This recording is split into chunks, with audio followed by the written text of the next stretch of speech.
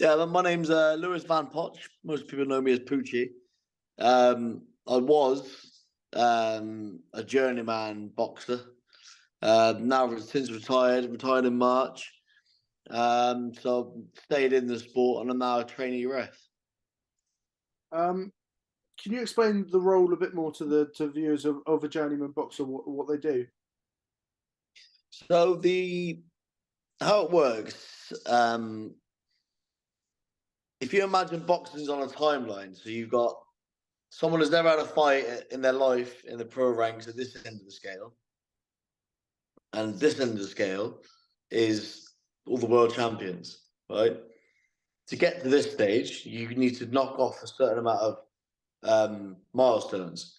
The first milestone is an area title sort of level, but to get sanctioned to fight for an area title, you need to have amount of fights and experience to get sanctioned and be in a position to fight for that title. So the very first step on that timeline, you're fighting journeymen.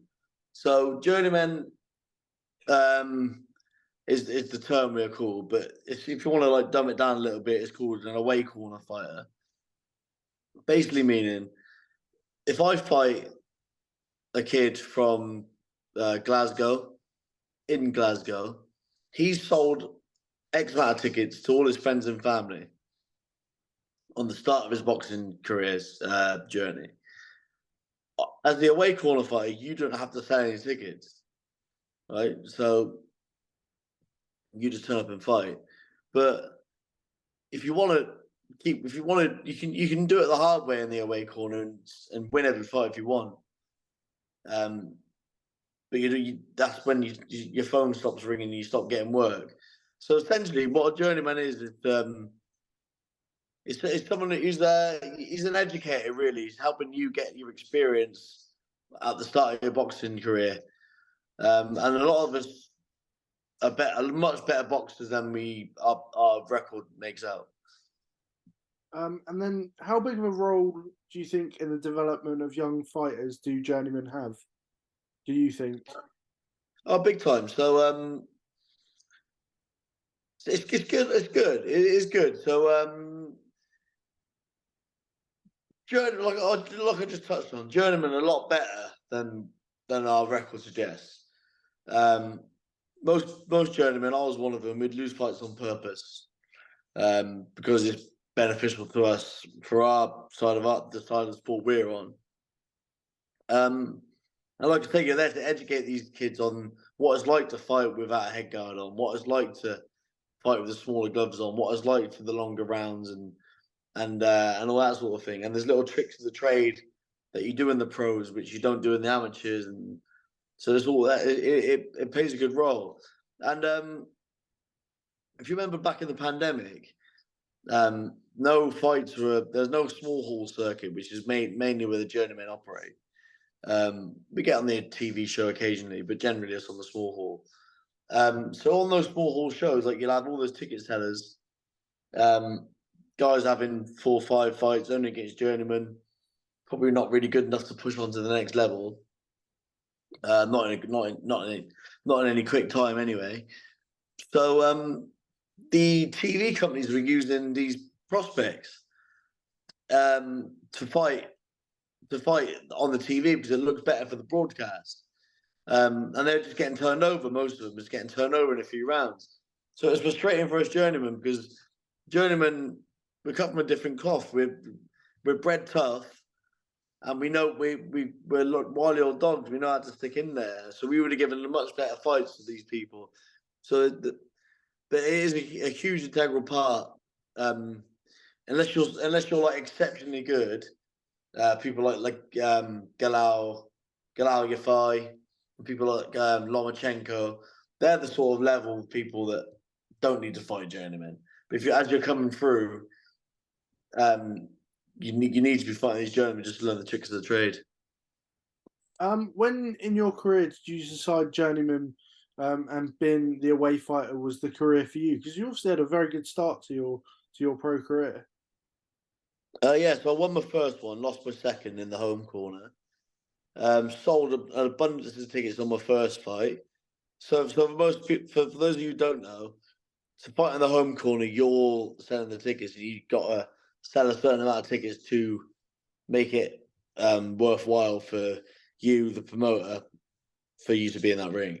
So our first two fights sold a fair few tickets. Absolute nightmare, running around chasing money, for, um, advertising every 5 minutes, and people taking a piss out of you because you're constantly posting about your fight coming up. Yeah, all that sort of stuff. So then it was my third fight. I took on a week's notice. The manager I had at the time was Keith Mayo, and he said, "Do you want to fight on Friday in London, York Hall?" And I was like, "How do you want me to sell X amount of tickets in a week in London? I'm from Lydon in the Forest of Dean. How do you want me to do that?" He goes, "No, you're the away fighter. Just turn up and fight." So I was like, "Oh, all right then, yeah, sweet." So I did that. Went down there, won. Um, uh, so I was like, "Hang on a minute. Why have I been running around selling tickets when I could literally just turn up and fight?" I said, "This is the way I'm going to do it. I'm going to do it the hard way. If I'm going to get anywhere, I'm going to do it in the away corner. Do it the hard way." So that's what I did. Fourth, fifth fight went. I think one was in London, one was in like Derby. Got on the end of a couple of bad decisions. Like the one in Derby and the one in London was pretty bad decisions. And then I fought like with Ryan Toms, who gave me a bit of a pasting. He was quite experienced. Got stopped to the cut on that fight. And then I had back then, I'm not so much towards the end of my career, but back then I used to tick over and stay fit. Especially I was a new pro, and I was like a brand new, like on the road away corner fighter. Got a 2-week notice phone call. Do you want to fight Curtis Woodhouse? On Sky. So I was like, "This is it. This is the chance now." I think I'd had 7 fights. I've won 3 and lost 4. And lost 4. Is that right? Yeah, that's good maths. Yeah, 1 and 3 and lost 4. Like I said, 2 bad decisions. So I was like, right, I need an opportunity. So I got the opportunity to fight Woodhouse. I said, right. I said to because Richard wasn't my manager back then, but he was part of my team. So I said to Richard, I was like, right, win against Woodhouse. It's on a matchroom show. I get in his earns here. I've got a bit of charisma. I've got a bit of personality. I'll use that, get in his ear, and see if I can make something happen that way. Lose, and we're going on the journeyman route.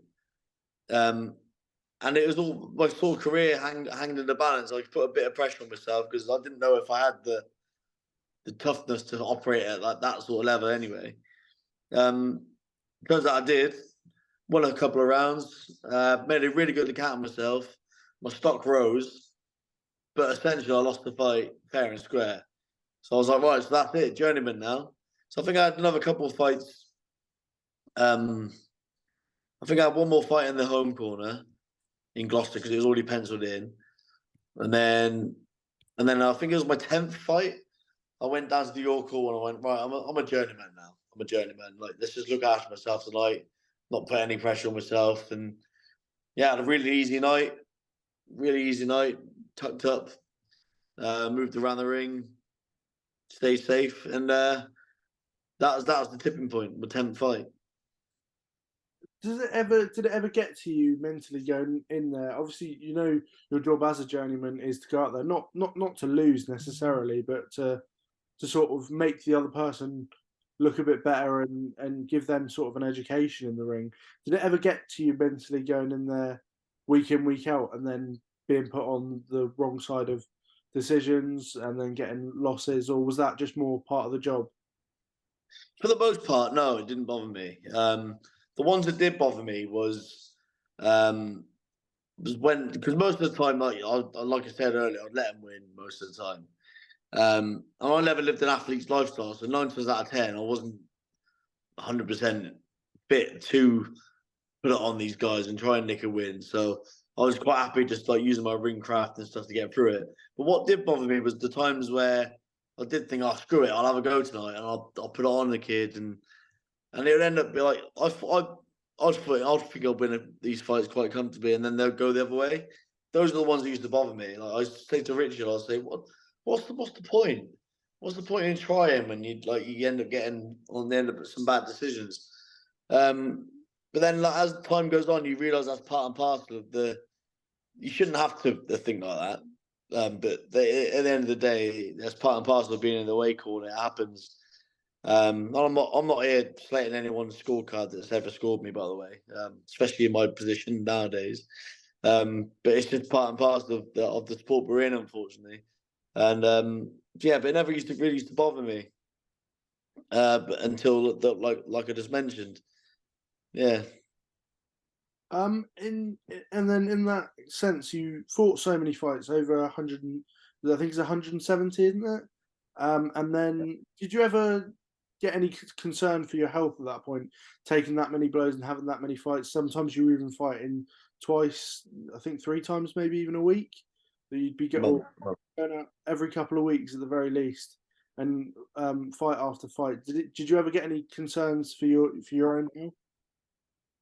Yeah, that's always in the back of your mind, but you can't live like that in this game. You can't live like that. You've obviously got to weigh the options up, but there's medical procedures in place to help with that. The British Boxing Board of Control are very good in terms of you have to have an annual brain scan, and if there's any discrepancy on there, then it'll be flagged straight up, and your license will be revoked until it's sorted. You have a pre-fight and post-fight medical every time. But in terms of like long-term effects, like I have thought about it, especially since I've retired. Like the whole CTE stuff, like that can that has been on my mind a little bit, but yeah, but like so I've always said this to people. So people go, bloody hell, you had loads of fights, you must have, and you still got all your faculties intact and stuff. But like I would fight a couple of times a month, 4 or 6 rounds. And if you compare a boxing match of 4 and 6 rounds at the sort of level I was operating at, compared to what sort of sparring people do in the gym, a boxing match is a lot more cagey, and you don't take as many shots generally. There's a lot more grappling, a lot more holding. You don't take that many shots. Most of the people, what I've always thought is most of people's damage that goes on long term is done in the gym with the sparring, because that head guard is just a false sense of security. Like it's to protect your face more than anything. The head guard, you're still getting punched in the head, so your brain's still getting rattled. So yeah, I never used to spar. By the way, I very rarely sparred. I reckon as soon as I became a journeyman, I probably only sparred a handful of times in the 10 years I was a journeyman. So yeah, so I think most of the damage is done in the gym, but yeah, like my mental health's been a little bit up and down since I retired from boxing, but I've had a few things going on in my personal life, which has affected that, but I'm all good now. Um, you said there about the gym and most of the damage going into the gym. I think the education on that is very relaxed, or they're very for lack of. Because I've spoken to Tris Dixon, the author of Damage, last week, and he said the same thing. And from speaking to people, it seems like that's the one big hole in especially lower level boxing is people don't get the right education in what goes on, and until it's too late or until they're too Yeah, far gone. And I think especially when it comes to in the gym, that taking a lot more blows in the gym causes a lot more of that damage than even in fights. Because as you said, in more cagey affair, you're less likely to take a bigger or throw a bigger shot or have a bigger shot thrown at you, because people yeah, aren't necessarily in position at the start of a fight because there's so many unknowns. yeah, yeah, Um, exactly. in terms of that, how has retirement been from you in terms of being out of the ring? You've gone from fighting potentially multiple times a week or at least multiple times a month to nothing. how's that change been for you? I had a lot of time to think about it on the build up to my retirement. But if I'm being completely honest with you and myself, I was ready to retire probably about a year before I actually did.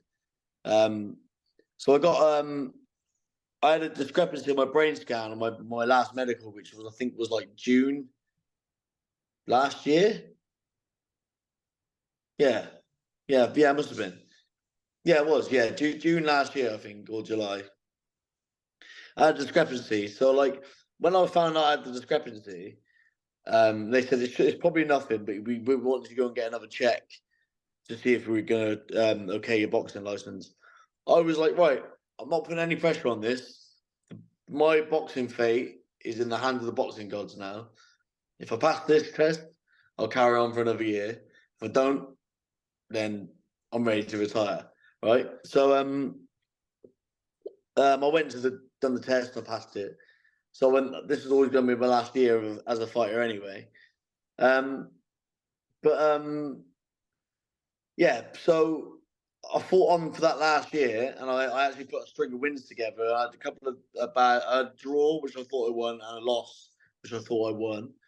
So out of like those last 6 fights, I think I won for at least 4 of them personally. So then that's when the phone stopped ringing, because if you're a journeyman, you win, especially a string of fights, then you're definitely not getting any work. So the phone stopped ringing, and then sort of lost my way a little bit. And the only fight I could get was a lad called Andre Daslu, and he's very good, very sharp. He just took me apart, and that was like when I realised I might have lost a step. After that string of wins, I think I didn't fight for 6 or 8 weeks or something after the win before.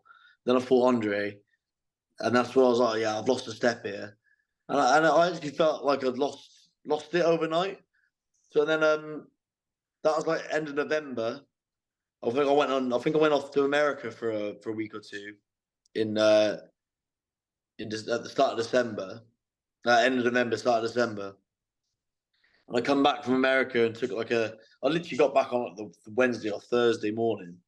And Richard goes, "Oh, we got you a fight up in Rotherham on Sunday if you want it." I was like, "Yeah, fine. It's only 4 rounds."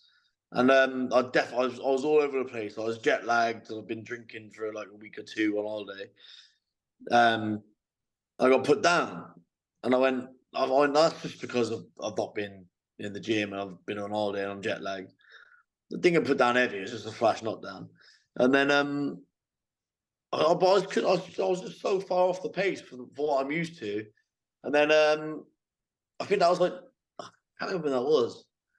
I think it was like the start of December. Then the week after, I was penciling to fight in Barnsley, and I got up in the morning and I went, "Nah, I'm not going to do it tonight. I don't think I'm going to go. I'm not going to go do that tonight. I'm not in the right headspace for it. Last fight is anything to go off. It could be a long night for me." So then the night after the week I managed to get Robbie Chapman in as a replacement. I spoke to Richard Farnan, who's my manager, was my manager, should I say. And I said, "Look, pull me out of next week as well. I'm gonna have a little think over Christmas. What's gonna happen? I'll probably carry on, but I'm not 100% sure yet." And the more I thought about it, the less I wanted to carry on. So I was ready. That was the time. And ironically, it was Boxing Day. Me and my dad went for a pint, and I went, "Yeah, I'm done." And he went, "Oh, if that's how you feel, son, then like you paid your dues in boxing. You got nothing else to prove." Like, and I was like, "Yeah, I think I'm done." So I'll speak to Richard about it between Christmas and New Year. So I did. I said, "Yeah, I'm going to bring my retirement date forward. I'm probably just going to hang the gloves up and never fight again." And I was on 169 fights. And then, so this was that was Boxing Day. So between Christmas and New Year, you got those few days in between. I was sat on the sofa. I was just scrolling through like BoxRec, and I live in Bristol. And Chris Sanigar Promotions, they're based in Bristol. And I saw that they had a run of shows coming up, and I was like, "Oh, have you got one coming up in Bristol?" I said, "Yeah, we got one in March." So I was like, "Perfect. I'll be in the home corner if that's all right with you guys." My little send-off fight. I'll pull in more like if you've got one of your journeymen that can have a little dance around with me, that'd be great. So that's what we did. Like, I sold loads of tickets. All my friends and family were there, and it was like a really good, like, emotional goodbye to boxing. So yeah, I had like 3 months to think about if I made the right decision. And the day after the fight, when I woke up the next day, I knew I'd made the right decision. I'd fully come to terms with it, and I work as a referee, a trainee referee now. So I'm going to the shows, and I'm not missing it. There's not one part of me when I see because every now and then, like, when you have like a sabbatical from boxing, you have a little layoff. Every boxer will tell you this. You get itchy knuckles. You see, especially when you go watch a show. You go and watch a show, and you see the ring there. You're like, damn it! I wish I was in there tonight. That's not happened to me, not once.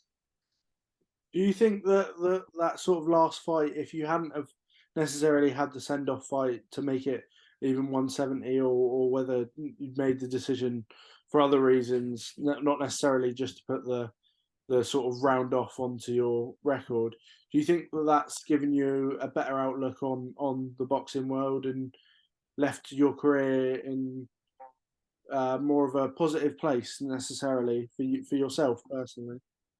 Yeah, maybe. Like, it wasn't the intention for it. I didn't want any closure or anything. I just thought it'd be nice. It was just got the stars aligned, and there was a boxing show. Literally, I walked to the arena. It's that close. Like, there's like, and obviously being a journeyman, I spent fucking hours and hours in cars going around the country. So it was nice to have a fight locally. But I guess that did implicitly give me a little bit of closure to my boxing career. It was nice to go out on a win. It was nice to my mum and dad were like, my dad got in the ring and gave me a hug, and we was both crying. Like, God, I'm getting choked up now thinking about it. But yeah, it was a nice bit of closure. And, I don't know. There was no. Yeah, maybe you're right. Maybe, I've never thought about it that way, but maybe you put the nail on the head there. It's given me a little bit of closure, and having that last little send off and thank you, goodbye to boxing out on my terms. Because people get retired from boxing. I didn't want to be that guy. I had a good career. Boxing was good to me, and I wanted to retire from boxing. I didn't want to be bitter towards it. So yeah, maybe yeah. I think you've nailed it there. Give me a bit of closure. And in terms of these days, you say that you're a trainee referee now. What was your decision behind staying in boxing and deciding to go the referee's path? Yeah, so there's nothing I love more in the world than boxing. Like, there's nothing else in the world that I'm more knowledgeable and passionate about, and um, have like an expert opinion on, if I can use that. Like, I consider myself a boxing expert. I can sort of read fights, and I can give my There are 170 fights. I think you can yeah claim that title. yeah I can give like an analysis on a fight, and 9 times out of 10 it's pretty accurate. Um, yeah, but so I wanted to stay in boxing, but one of the reasons I was tired is because the shoulders and my elbows have been playing up. Punching the punch bag and stuff was really uncomfortable for me towards the end. I've hit the punch bag a few times since, and it's still really uncomfortable.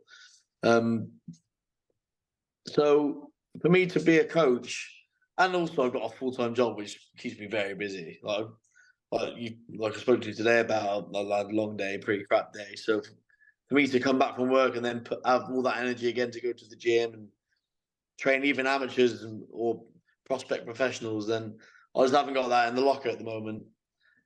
So I didn't want to hold pads because of my shoulders and elbows. I don't think I've got the time and patience to be a coach. The whole management thing, I haven't got the patience for that either. So yeah, I wanted to stay in boxing. I spoke to someone at the boxing board. I was going to just do an inspector role, but they said, "Oh, we're doing the." Because I spoke to the referees previously. I thought I'd be quite a good referee. They said, "Oh, we're doing a recruitment for the Southern area. You're a Southern area license holder at the moment. Why don't you go for it?" And that was like the light bulb moment. I was like, "Yeah, that's a good idea. I love boxing, so I get to go to these boxing shows for free. Some of the biggest shows in the country I've been at so far this year and last year. That's sorry, it's just this year. Um, so I get to just go to these boxing shows and sit in the best seat in the house for free. Like, and eventually, once I get up to that A-star referee. If I get there one day, then I'll be the third man in the ring at some of the biggest venues in the world. So that was the thought process behind it. What sort of journey is it going through getting your license as a boxing referee? I think we hear a lot about the boxing side, boxers side of things, but you don't really hear much of the journey of how to become a referee necessarily. What's been your journey so far? It's a long process, very long process. So when you apply, you have to go to 2 interviews. They're just sussing out who you are and why you want to be a referee. And asking your credentials in boxing and all that sort of stuff. And then if you get through those, I think 100 people applied for this intake, and 4 people got in. So, and I was one of the 4, obviously. So once you get past the 2 interviews, you then have to go to like a assessment day, and you go down to a boxing gym in London. It's a sparring day. You sit in an office. You have to do a quiz. It's only like 5 questions long, but what would happen in this scenario? How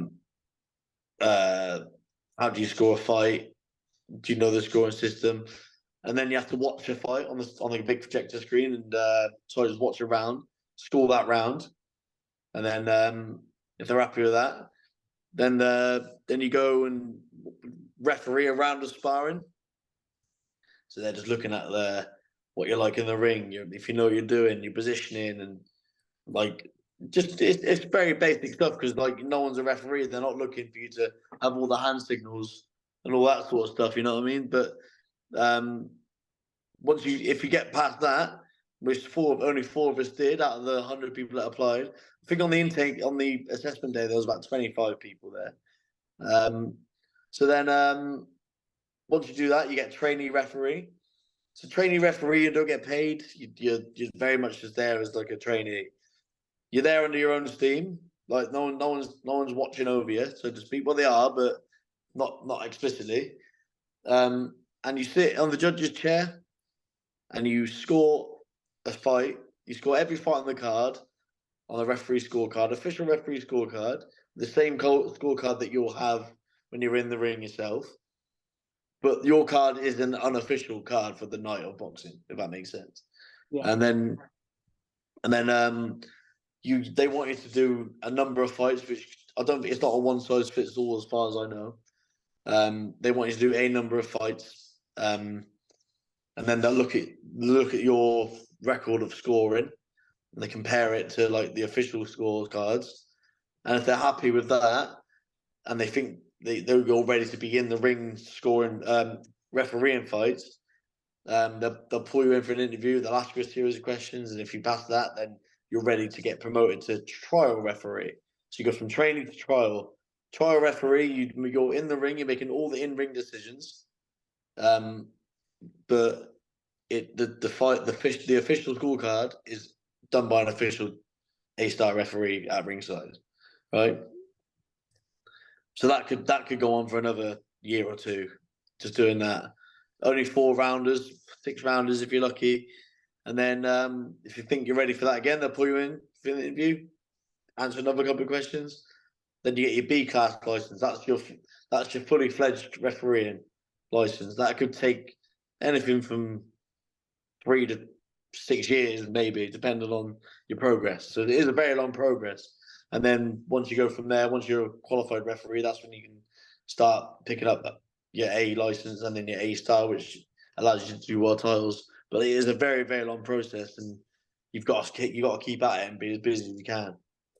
And just one last question from me: what advice would you give to someone who wants a career as a boxer now, from your position as a retired boxer?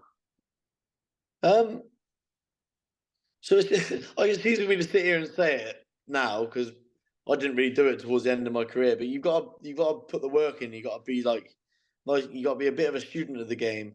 And I was very much like I lived and breathed it all the way. Well, in my teens when I first started, and then when I first turned pro, I lived and breathed it. I studied everything. All I used to do was watch documentaries and fights on YouTube. I just watched I was just if there was boxing on the telly, I was watching it. And then put the work in the gym and listen to your coaches, and to find the right coaches. Because like I was lucky, I was at a boxing gym in Lydney, and there was Chris Higgs was the main guy from the gym, and his dad was his coach. Brian was the owner, who ran the boxing gym. So, and I hope he doesn't mind me saying this if he does hear this, but it was it was all about Chris really, which is fine. It's his kid. So a lot of the other guys were sort of left were just boxing in the gym. They didn't get any much one-on-one time outside of the gym session and stuff. And I got quite lucky. But I got quite friendly with who at the time was Brian Higgs's right-hand man in the gym called Dean Aiken. And me and him got on quite well. And he saw something in me and sort of took me under his wing. So we became like the Lydney's versions of Ricky Hatton and Billy Graham. And then he just sort of taught me on the job really. You know, after about 6 weeks, I was in there having a fight. So you got to find someone that you bond with, I think, and that's exactly what happened to me and Richard as well when I turned pro. Yeah, that's all from me. That's perfect. Thank you for your time. Yeah. No worries, mate. Yeah, thank you. That's honestly great. It's nice to see someone from the boxing world, especially an ex-boxer, be so sort of open and quite passionate speaking, especially after retirement. Yeah, man. Yeah, that boxing was good to me, and it made me who I am today. It's a massive part of my identity, but it's not my whole identity. You know what I mean? So I'm happy to leave it behind. This chapter closed, and I've got no I've got no business towards boxing. I still love it to this day. I think that's nice to see, especially what hit me was necessarily like you saying that you left the game of boxing. You weren't forced to leave the game of boxing, and having that decision and making that decision, I think is something that a lot of other boxers should sort of take note from you and from anyone else that has done it. Yeah, mate. Yeah, definitely, because it's a brutal sport, man. If you've not got the right attitude and people around you, it can be really tough. But I think there's a lot of good people in boxing out there these days. I think gone are the days where you had the people are trying to exploit boxers. Obviously, that still goes on, but I don't think there's many people like that out there these days. So, yeah, it's a good sport. If it gives you a lot of discipline as well, and if you got like one thing I struggled at school with. I guess I don't know. I was never diagnosed with anything, but I just couldn't concentrate, and I was just really hyper all the time, hyper brain activity, and because I'm not the sharpest tool in the drawer, I just get really frustrated by not being able to do stuff that I thought I should be able to do, like academically. So the boxing gym was such a great stress reliever for me when I was at school. So that's one thing. If there's kids and parents listening to this, then it's such a good outlet for you, even in your adult life. Join a boxing gym, go punch a punch bag for 6 rounds. You'll be knackered and you'll feel better for after.